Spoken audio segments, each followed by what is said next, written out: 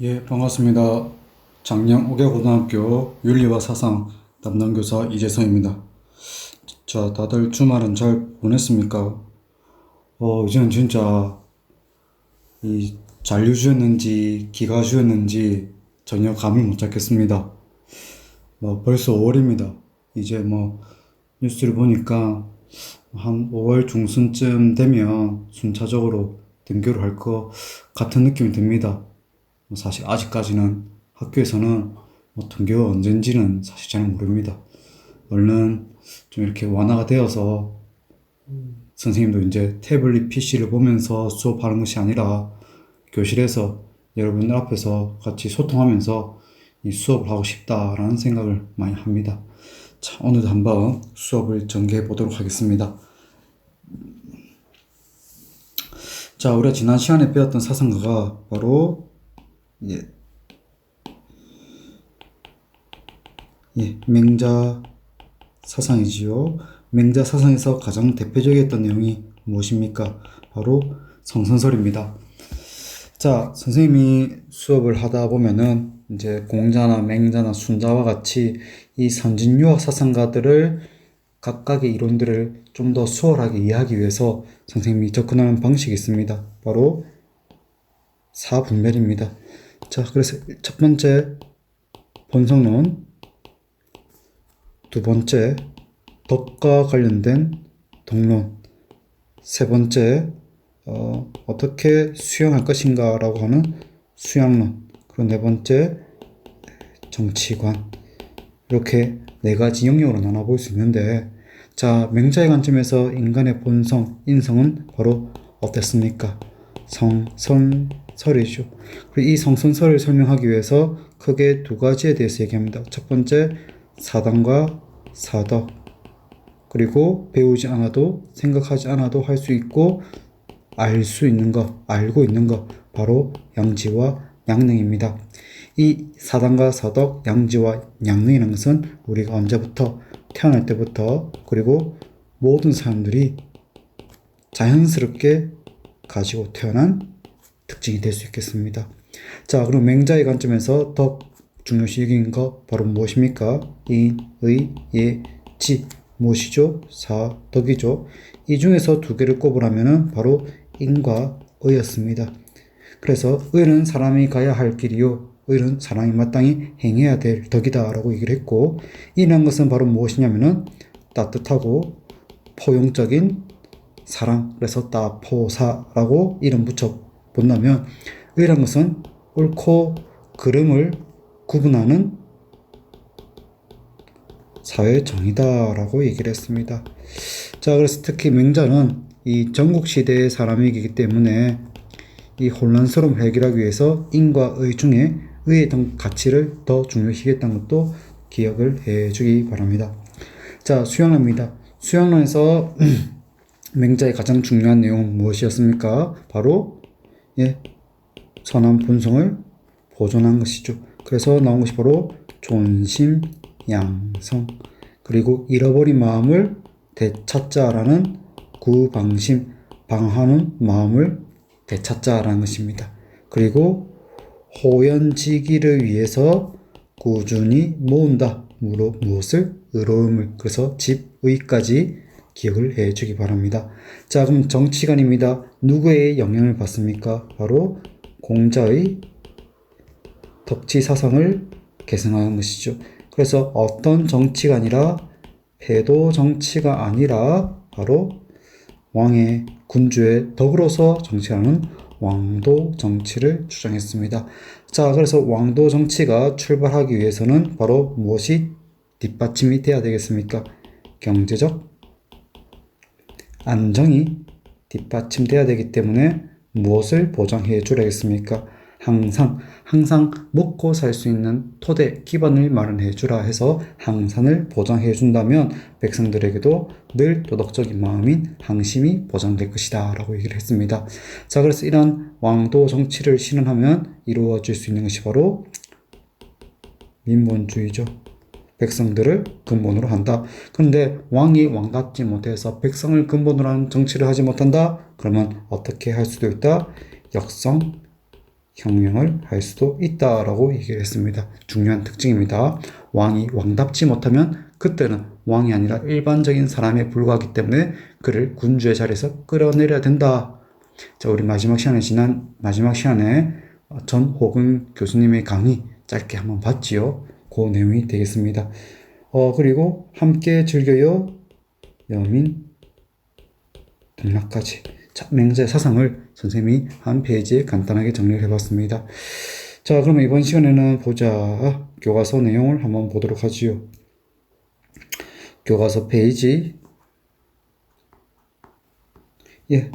37쪽입니다.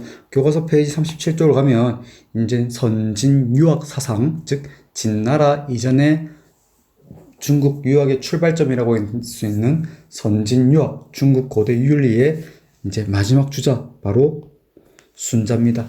사실 순자는 유학 사상가들 중에 아웃사이더입니다. 순자의 사상을 많이들 계승하진 않습니다. 왜? 첫 출발점 자체가 좀 다릅니다.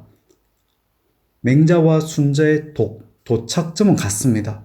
맹자와 순자, 그리고 순자와 맹자의 도착하고자 하는 지점은 똑같습니다. 어떻게 도덕적으로 살 것인가.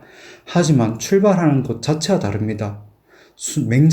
맹자는 하늘로부터 부여받은 선한 본성을 잘 지키고 잘 함양하면서 도덕적으로 살자라는 목적지에 도달하고자 한다면 순자는 거꾸로입니다. 어디서부터 시작한다? 인간의 본성은 이기적이고 그리고 자기중심적이고 자신의 이익을 먼저 생각하기 때문에 못됐다라고 얘기를 하는 것입니다. 되겠습니까? 자, 그럼 보도록 하겠습니다. 순자는 공자나 맹자와 달리 하늘을 도덕의 근원이 아닌 하나의 자연 현상으로 보았다는 것입니다. 되겠죠? 자, 이게 무슨 말이냐면은 이 중국 고대 어떤 하늘관이라고 합시다.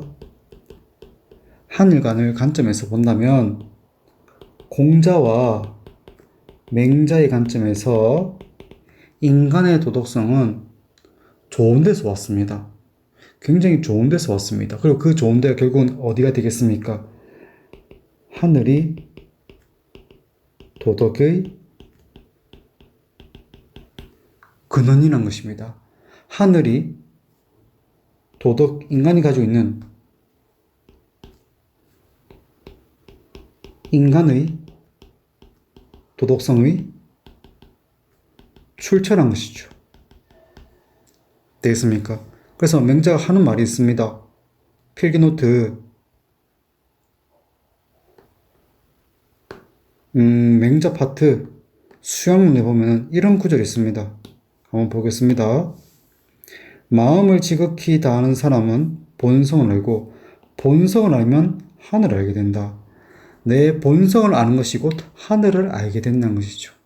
왜? 누가 줬기 때문에? 그들이 나와있죠.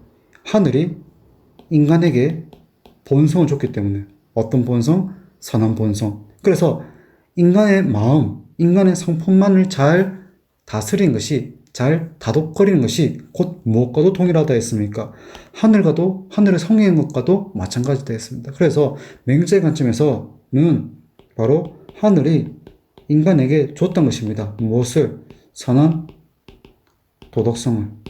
그래서 인간이 굉장히 대단한 존재라고 볼 수 있다는 거죠. 하지만 순자는 이것과 다르게 접근합니다. 그래서 공자와 맹자는 뭐라고 하냐면은 천인합일입니다. 하늘과 인간은 하나라는 것이죠. 하늘과 인간은 하나이기 때문에 하늘은 인간에게 도덕성을 주었고 인간은 그 도덕성을 실천해야 도덕적인 인간이 될 수 있고 하늘의 뜻을 잘 따른다라고 보았습니다. 그런데 순자의 관점에서 하늘은 도덕적 하늘이 아닙니다. 하늘은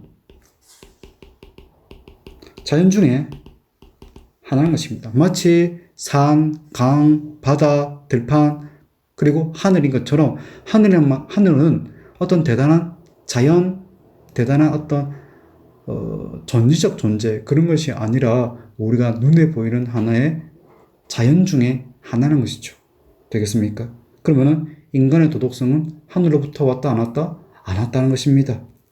그래서 어떤 표현을 쓰냐? 바로 하늘과 사람의 일은 구분되어야 된다라고 표현하면서 바로 천, 인, 분이 분 나누어진다.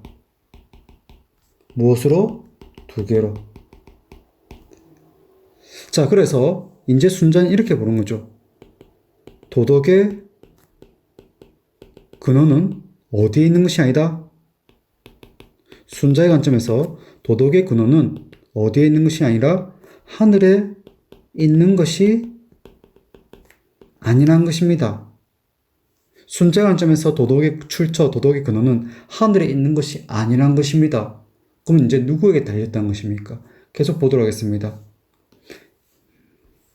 인간의 본성은 이익과 쾌락을 좋아하고 서로 미워하며 시기하므로 인간의 본성은 이렇다는 것입니다.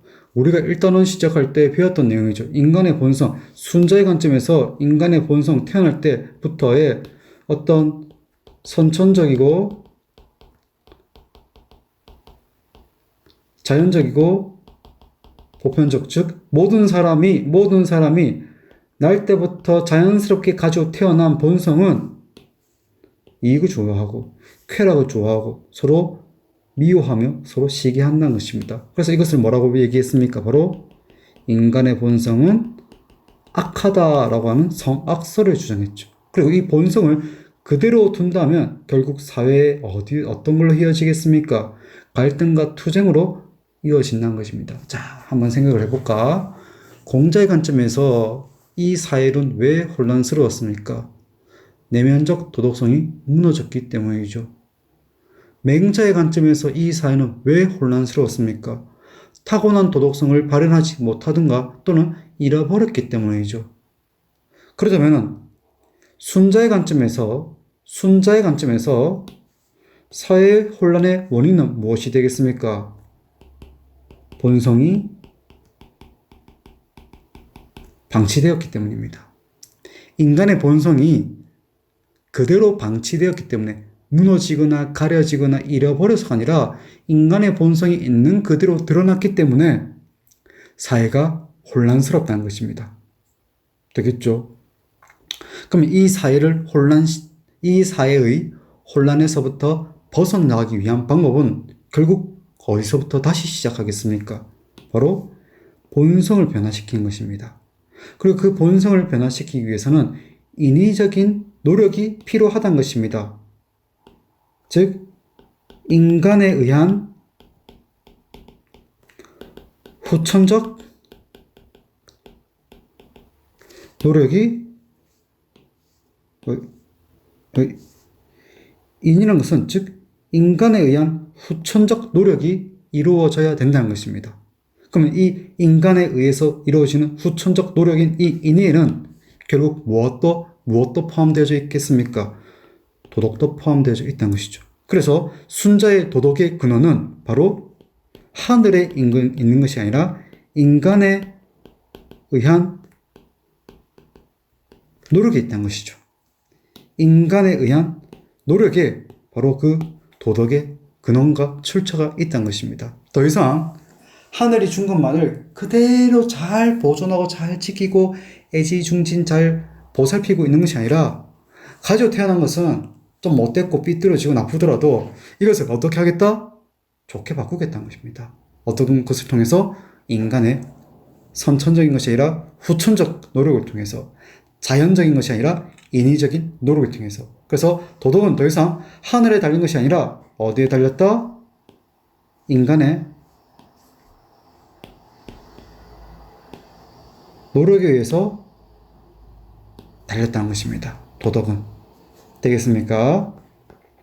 자, 뒤로 넘겨보도록 하겠습니다. 그러면 이때 모든 인간이 악하게 태어났습니다. 그러면은 누가 야 이건 아닌데 그렇게 하지 말고 이렇게 하자라고 얘기를 하겠습니까? 바로 특출난 사람이 있습니다. 그리고 그 사람을 가리켜서 성인이라고도 부르기도 하고 앞선 선왕이라고도 하기도 하고 앞선 스승이라고도 부르기도 합니다. 이 스승과 선원과 성인이 보고는 이건 아닌데 싶어갖고 어떻게 뭔가를 만듭니다. 뭔가를 인위적으로 만듭니다. 인위적이라는 것은 즉 사람이 무언가를 한다는 뜻이 되겠죠. 그것이 두 글자로 바로 무엇이 되겠습니까? 예랍니다. 그럼 이것은 한 글자로 무엇이 되겠죠? 예가 되겠죠. 되겠습니까? 예. 한 글자로 하면은 예가 된다는 것입니다. 자, 예, 우리가 어디서 들었습니까? 공자의 내면적 도덕성이 발현된 외면적 사회규범, 예. 맹자의 인의 예지, 그 예를 순자는 가져온 것이죠. 그리고 가져와서 이것이 제일 중요한 사회적 도덕 규범이다 하고 확대를 시키는 것입니다. 되겠습니까? 자, 그래서 순자는 예를 몸에 익히기 위해서는 무엇이 필요하다? 교육과 배움이 중요하다는 것입니다. 교육과 배움, 즉 가르쳐서 변화시키는 것이 중요하다는 것이죠.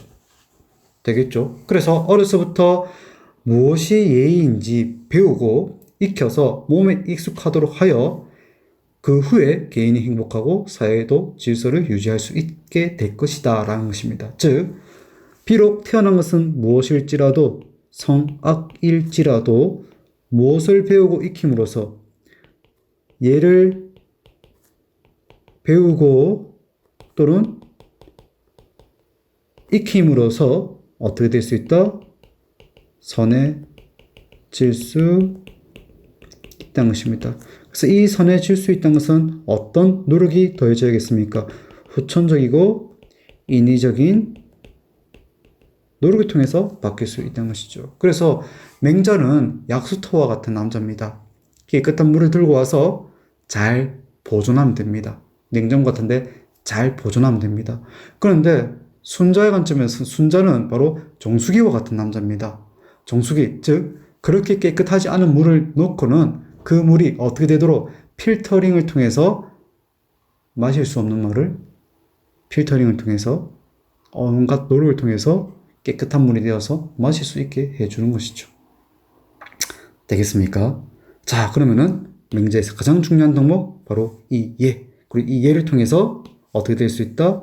선해질 수 있고 이 선해짐을 통해서 어떻게 그것도 이어질 수 있겠습니까? 바로 개인이 행복해지고 사회도 질서를 유지할 수 있다는 것입니다. 근데 만약에 이 성악이라고 하는 이 본성이 만약에 어떻게 된다면 방치된다면 사회는 여전히 어떻게 되겠습니까? 혼란스러워지겠죠. 되겠습니까? 자, 그러면 이어서 보도록 하겠습니다. 자, 그 전에 여기서 중요한 표현이 하나 있어서 한번 대짚고 넘어가도록 하겠습니다. 아마 그 수능에서 윤사를 준비할 친구들은 순자에서 요 단어 선생님 관점에서 꼭 출제가 될 것입니다. 자, 순자 한번 읽어보겠습니다. 자, 순자 기원전 사람이죠. 역시 인간은 이기적 본성이 있지만 동시에 자신의 이익을 합리적으로 고려하는 지려, 여기 굉장히 중요한 단어입니다. 지려라는 말은 무슨 말이냐면 사유능력입니다. 사유능력. 순자에서 가장 두드러진 것 중에 하나가 어떻게 인간의 본성이 악한데 선해질 수 있느냐라고 했을 때 순자가 하는 얘기가 생각해보니까 이건 너무 이기적이고 이건 너무 나쁘다. 사회적으로 전체적으로 문제가 있다라고 문제점을 지적하고 비판할 수 있는 이것이 문제다라고 하는 인간에게는 생각할 수 있는 능력이 있다라고 제안을 합니다. 어디와 비슷합니까? 서양에서 얘기하는 바로 이성적 사유 능력과 비슷한 표현입니다. 그래서 이것이 바로 인지 능력이 되겠죠. 그냥 하늘로부터 부여받은 선한 본성이 나에게 있기 때문에 이것을 실천하기만 하면 나는 좋은 사람이 될 거야가 아니라 내가 태어난 대로 살다 보니까 이게 정말 큰 문제네, 심각한 문제를 초래하구나, 안 되겠다, 생각해보자, 어떻게 이것을 바꿀 수 있는지 인위적인 노력을 통해서 나만 선해지는 것이 아니라 다른 사람들도 선해지게끔 하는 것입니다. 되겠습니까? 그래서 중요한 거 바로 순자는 인간이 생각할 수 있는 능력을 강조했다는 거 기억해 주기 바랍니다. 자, 이어서 뭐가 등장합니까? 어떤 정치를 실현해야 될까? 바로 정치관이죠. 아이고, 예치. 예, 바로 예치입니다. 아, 어색하네. 아, 여러분도 한 달 동안 아무도 없는 곳에서 태블릿 PC를 보면서 앞에 사람이 있는 것처럼 녹화를 한번 해보세요. 좀 이상해집니다, 사람이. 원래 선생님이 이상한 건 맞지만 점점 이상해지는 것 같습니다. 자, 보도록 합시다. 자, 순자는 어떤 가치를 가지고 이 세상을 다스리고자 합니까? 예라는 객관적 기준 또는 도덕적 가치를 가지고 세상을 다스릴 때 질서가 유지되고 모든 사람이 잘 먹고 잘 살게 된다는 재책이 예치 사상을 주장한 것입니다. 되겠습니까? 그래서 순자예는 공자나 맹자의 예에 비해서 제도적 규범의 의미가 강하다. 즉 무슨 말이냐면은 외면적인 사회 규범의 성격을 강조합니다. 자, 순자의 예문인데 어려워 보이지만 읽어보면 이제 어렵지 않습니다. 사람은 나면서부터 욕망이 있는데 욕망을 채우지 못하면 이를 추구하지 않을 수 없다. 욕망을 추구하는데 일정한 기준과 제한이 없으면 다툼이 없을 수 없다. 다툼이 있단 말이죠. 그럼 이 다툼은 결국 사람을 궁핍하게 만든다. 나는 무엇을 추구하는데 이익 추구하는데 이런 이익을 추구하다 보니까 결국 어떻게 되더라? 궁핍하게 되더라. 어떤 관계가 되겠습니까? 모순의 상황이 되겠죠. 그러니까 이런 상황을 보고는 이건 아닌데 라고 어떻게 한 것입니까? 생각하는 것입니다. 그래서 그 혼란을 싫어하는 선, 왕, 앞선 왕, 성, 인, 스, 승이 무엇을 제정하여? 후천적으로 인위적으로 예의를 제정하여 구분을 짓습니다. 그래서 이 구분을 짓는 것이 바로 무슨 말이냐? 순자는 능력과 업적에 따라 공정하게 인재를 등용하는 정치를 펼쳤다는 것이죠. 무슨 말이냐? 예에는 크게 두 가지 기능이 있습니다. 바로 기를 양, 구분할 별. 양, 기른다는 뜻입니다. 무엇을 기른다? 인간의 욕구를 적절히 충족시켜준다는 것입니다. 되겠죠? 양이란 것은 인간의 욕구를 적절히 충족시켜준다는 것입니다. 어떻게 하는 것이 아니라 금지시키는 것이 아니라 못하게 하는 것이 아니라 길러준다는 것입니다.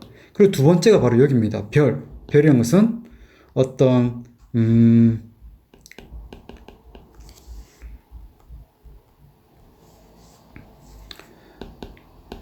도덕적 수양을 통해서 도덕적 또는 어떤 그 사람의 업적에 따라서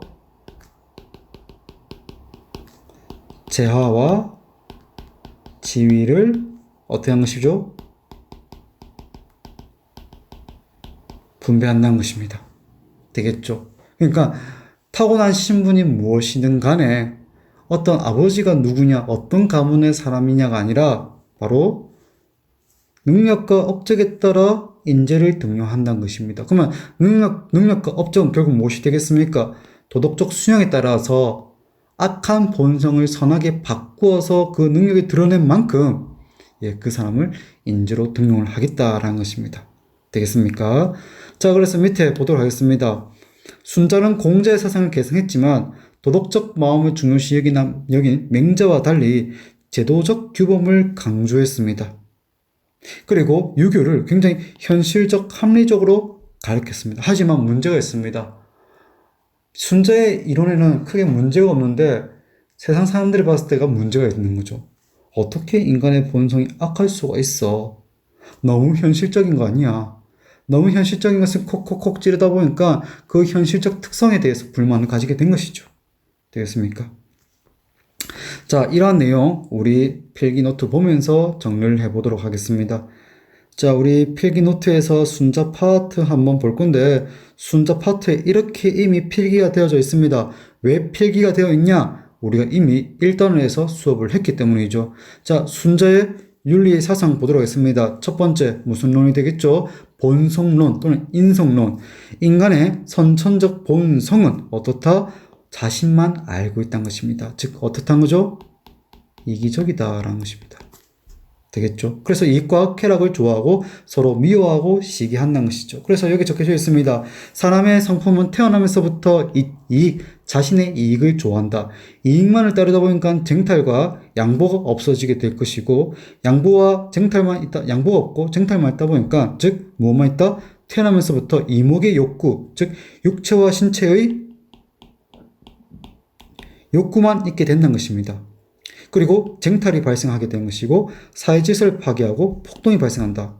그러므로 인간의 본성은 악할 수밖에 없다라고 얘기를 하는 것입니다. 그럼 뒤로 넘겨보도록 하겠습니다. 그래서 이어서 나온 것이 바로 화성기위입니다. 중요합니다.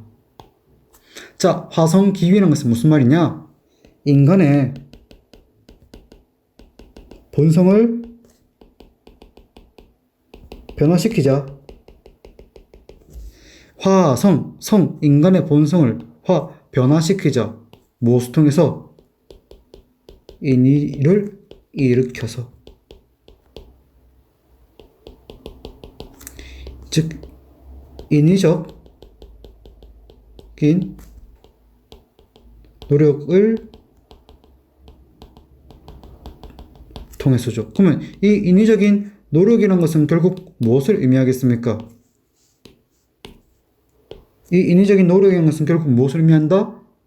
네, 바로 인간의 도덕적 규화를 의미한 것입니다. 자, 그래서 성현들의 가르침에 따라 예라는 사회 규범을 배워서 자신의 욕구를 다스림으로써 인간은 비록 악하게 태어났지만 선한 존재가 될 수 있다는 것입니다. 그래서 이어서 나온 것입니다. 도덕적인 것은, 선한 것은, 착한 것은 인위적인 노력의 결과이다. 성품이라는 것은 인간의 본성, 즉 성품이라는 것은 본래 가공되지 않은 것인데, 손대지 않은 것인데, 인위적이라는 것은 인위적인 노력에 의해서 이루어진 것이다. 성품이 없으면 인위적인 노력을 가할 곳이 없고, 인위적인 노력이 없으면 성품 조절 아름다워질 수 없다는 것입니다. 그러면 성품은 어떤 것입니까? 안 좋은 거죠. 이거 그대로 따라서 살면 안 된다는 것입니다. 그에 반해서 인위적인 것은 어떤 특징이 가지고 있겠습니까? 도덕적 방향, 좋은 방향으로 나아가고자 한다는 것입니다. 그래서 나온 표현입니다. 굽은 나물은 은가를 가지고 쪄서 바로잡기를 기다린 후에 바르게 된다. 즉, 굽은 나물은, 삐딱한 나물은 우리가 쓸 데가 별로 없다는 것이죠. 그리고 이 은갈이라는 것은 나무를 쪄서 습기를 쫙 주면서 이 구부러진 나무를 쫙 펴는 것입니다. 쫙 펴는 기계입니다. 기구. 그 이제 나무를 이제 그 뜨거운 물 같은데 쪄서 옆에다가 교정 틀 같은 것을 받쳐갖고 이 굽은 나무가 바르게 펴지게 하는 것입니다. 예리한 칼은 무엇으로 갈았기 때문에? 숫돌로 갈았기 때문에. 그러면 처음엔 어떻다는 것입니까? 무딘 칼이 숫돌로 갈았기 때문에 예리한 칼이 될 수 있었던 것입니다. 자, 진흙, 쓸모없어 보이는 이 진흙을 누가, 도공이 어떤 그릇 만드는 도공이 어떤 기술과 어떤 노력을 통해서 무엇을 만든 것입니까? 그릇이라는 것을 만들어서 쓸모있게 만들었다는 것입니다. 그러니까 도공이 진흙을 쳐서 그릇을 만드는데, 이 그릇이라는 것은 우리 인간 생활에 쓸모있는 이 그릇은 결국 도공이 무언가를 했기 때문에 만들어진 것입니다. 되겠죠? 무엇과 무엇도 마찬가지라는 것입니까? 예의와 법도도 마찬가지라는 것입니다. 인간의 본성은 처음에는 어디에도 갖다 쓸데없이 이기적이고 악하다는 것입니다. 되겠죠? 사람의 본성은 악합니다. 하지만 무엇을 통해서 예의와 법도, 즉 선언과 스승이 만든 이 예의와 법도를 통해서 인간은 어떻게 될 수 있다는 것입니까? 선해질 수 있고 도덕적이 될 수 있다는 것입니다. 그러면 이 인간이 후천적으로라도 선해질 수 있고 도덕적으로 될 수 있게 해주는 바로 그 덕목이 바로 무엇입니까? 바로 예라는 것입니다. 예라는 것은 바로 여기서부터 시작이 됩니다. 사람이 무언가를 한다는 뜻입니다. 사람이 무언가를 하다라는 뜻입니다. 그래서 사람이 무언가를 하는 것, 이루어지게 하는 것입니다. 그래서 사람의 성품은 악하나 그에게 도덕 또는 선이 있을 수 있는 이유는 바로 무언가를 했기 때문이다. 그래서 첫 번째, 바로 인간의 질서 있는 생활을 밖에서 규제하는 것입니다. 왜? 안에는 도덕성이 있다 없다? 없기 때문이죠. 자, 예는 법의 큰 부분으로 여러 종류의 기강이다. 사람은 예를 배우지 않을 수 없으며 배움은 예에 머물러야 된다. 이것이 바로 도덕의 극치다라고 얘기를 하고 있죠. 자, 사람의 성품이 상하다면 과연 예의 출처는 어디인가? 인간은 나면서부터 그 무엇을 하려고 하는 이기적 욕구를 가지고 있다. 그 욕구가 충족되지 않는다면 추구하지 않을 수 없다. 추구하되 기준과 분수가 없으며 다투지 않을 수 없고 다투면 혼란스럽고 혼란스러우면 만사가 공패해진다. 선왕은 우리 교과서에 나와 있는 표현이네요. 선왕은 이 혼란을 싫어하기 때문에 예의를 제정하고 해서는 된다 안 된다라는 한계를 분명하게 했다. 자, 중요한 표현 나옵니다. 선왕은 무엇을 축적하여? 사려를 축적하여. 우리 교과서에는 뭐라고 표현 나왔습니까? 알지자 려자 써서 지려라는 표현을 씁니다. 인 위의 이를 잘 익혀서 예의를 낳고 법도를 일으켰다. 이처럼 예의 법도라는 것은 성인의 인위적인 것에 의해서 생겨난 것이지 사람의 성품에서 생겨난 것은 아니다라는 것이죠. 자, 그래서 예는 선왕 성인의 어떤 인위적인 노력 때문에 태어났다. 인위적인 노력에 의해서 생겨났고 성인은 예의 법도를 사람들에게 가르치고 다스림으로써 교화한다. 교화 중요합니다. 가르쳐서 변화시킨다. 그리고 인간은 이 예를 통해서 자신의 욕구를 컨트롤했기 때문에 어떤 존재가 될 수 있다? 도덕적 존재가 될 수 있다는 것입니다. 그래서 외면적인 사회 질서이자 규범이다. 양과 별의 기능입니다. 얘는 인간의 욕구를 적절히 조정하고 적절히 만족시켜주는 것이다. 별은 선해진 정도를 헤아려서 많이 선해졌다면 높은 지위를 줄 것이고 그리고 그 능력을 가지고 높고 낮은 간직을 맡기게 될 것이다 라는 것입니다. 자, 정치관입니다. 그 다음 페이지 정치관 바로 재책이 예치입니다. 무엇으로서? 예로서 다스림을 해서 백성들의 본성을 선하게 바꾸자. 자, 예로서 전략하자. 그러면은 백성들이 넉넉하게 될 것이고 백성들은 부유해질 것이고 수확도 많아질 것이고 그리고 전략하게 된다면 부가 많이 축적하게 될 것이다. 그러니까 이 말은 무슨 말이냐면 바로 예를 통해서 국가가 부유해질 수 있다라는 것입니다. 사람에게 예가 없으면 생존할 수 없고 국가에 예가 없으면 사회적 안정을 추구할 수 없다. 덕을 헤아려 어떤 그 신하들의 어떤 위치를 정하고 능력을 기하려 어떤 사람을 관직에 맡겨야 될지 이건 보면 인사제도 같은 것이 되겠죠. 그리고 그 인사제도의 기준이 바로 예가 되겠습니다. 자, 우리 교과서 맨 처음 배웠던 자연관입니다. 하늘에 대해서 천, 임, 분이 하늘은 그저 무엇에 불과하다? 자연현상이기 때문에 인간의 일, 즉 인간의 문명이나 또는 도덕성과는 무관하다. 그래서 자연에 불과하다. 그래서 공자와 맹자의 관점에서는 어떤 도덕의 하늘입니다. 근데 반면 순자의 관점에서 하늘은 자연입니다.